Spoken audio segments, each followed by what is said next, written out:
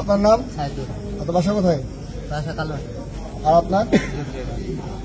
আপনি এই গাড়িটাতে নিছেন, আপনাকে কে দিয়ে আসছে? রায়হান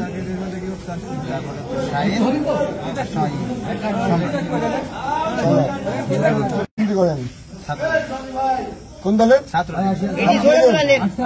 আপনি যে এই কাজটা করলেন আপনার ভালো লাগেনি? ভাই আমি ভুল করে করি, মানে আমি জিনিসটা কিনছি, কেনার পরে পরবর্তী করলেন, কিন্তু করার পরে যে আপনি একদিনের মধ্যে এই লোকের কাছে আবার হ্যান্ড ওভার করে দিলেন, এত ক্ষয়ক্ষতি করলেন, ঠিক আছে আপনার বলেন?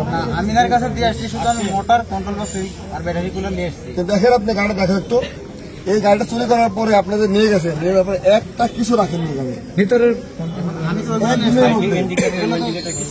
এগুলো তো আমি বলতে পারবো না, এগুলো আমি তো দিতে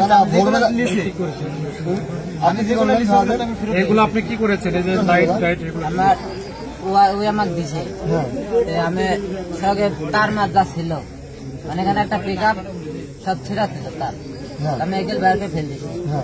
আমি গাড়ি আমি বলছি ভাই যদি গাড়ি ভেজা লাগে তাহলে আপনি নিয়ে যাবেন, আর আমি বডি শুটও করি 72 ফিট না 70 ফিট আছে ইঞ্চি আছে আমাকে বললো। ঠিক আছে, কিন্তু আপনি যেগুলো বলছেন তা আপনার প্রফেশনাল তো এই কাজটা করেন রেগুলার, না আপনি এত জানতে হবে না যে একদিনের মধ্যে আপনারা এই করবেন।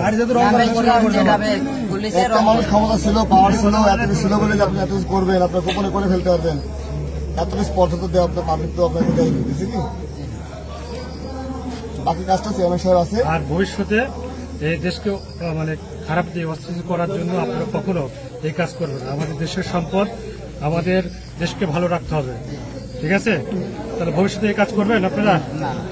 এই যে বর্তমান যে কেয়ারটেকার গভর্নমেন্ট বা অন্তর্বর্তীকালীন গভর্নমেন্ট একে এই পরিবেশ নৈরাজ্য সৃষ্টি করার জন্য ভবিষ্যতে এই কাজ করবেন না তো? ঠিক আছে, ঠিক আছে, ধন্যবাদ।